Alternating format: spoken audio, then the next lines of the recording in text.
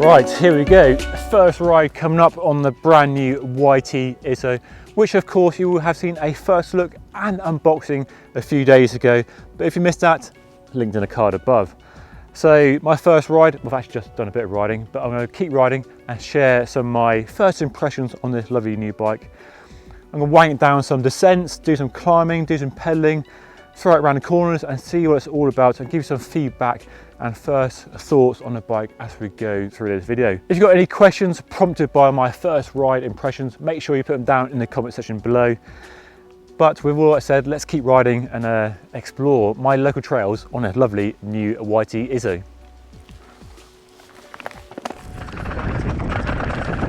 Straight away, the first impression of one of insane speed. God damn, this is a fast bike. It picks up speed really quickly too. Just a few forceful stamps on the pedals and you're hurtling along at max speed. It's a lot more reactive than a bigger trail bike and much more akin to a cross-country race bike in the way it responds to your input. The carbon frame and carbon wheels give the bike a lot of stiffness.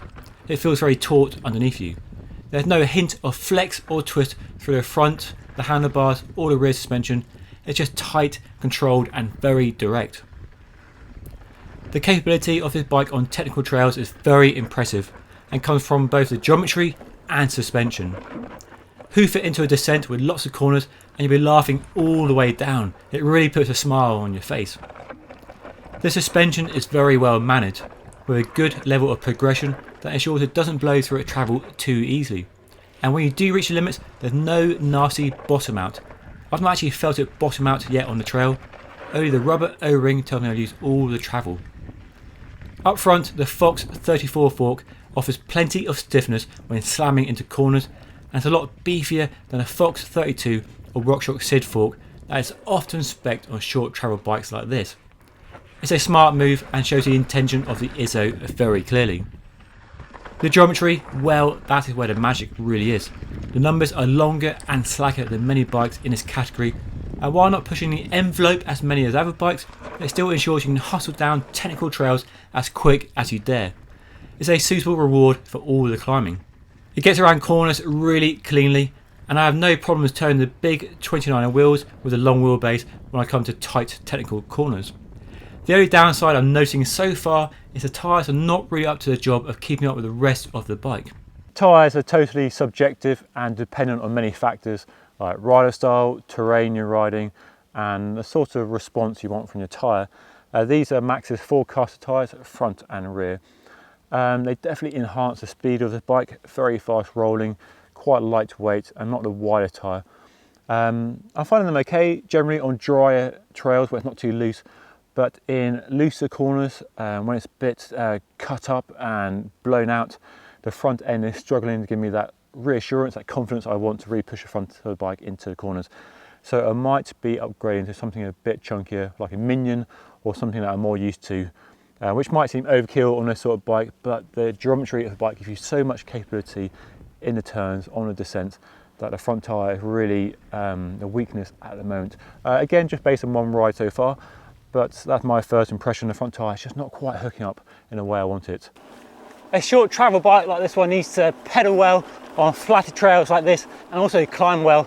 And so far, it is definitely living up to that requirement. Got the low weight, just under 28 pounds, so it's on the right side of 30 pounds in my opinion. And then you've got the fast rolling tyres, which definitely contribute to that rolling speed. The bigger wheels also help with that rolling speed, that rollover capacity they have. And then we've got quite a steep seat angle, 76, puts you quite forward over the bottom bracket. I've still got a nice reach to handlebars, so I'm not cramped at all. Nice comfy position. And then I've engaged the lockout on the rear shock.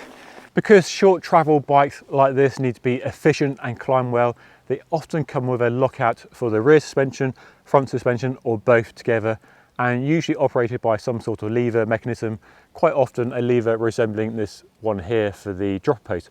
But on this bike we have a SRAM twist lock. So it's very simply a repurposed grip shift from the 90s, if you remember those. I do, not good memories. So this is it here, and it's kind of counterintuitive at first, but after a little while you do get used to it. So basically you press a button to lock the shock, so that button press is locking the rear shock. We're not actually locking it out, it's just firming up the compression tune to stop it moving around so much. And then to release it for a descent, you want that maximum plush suspension, you twist it back towards you. So press to lock or firm up and rotate backwards to open up. And of course we've got SRAM's 12-speed group set, that massive 52 back there, giving loads of grunt on the hills.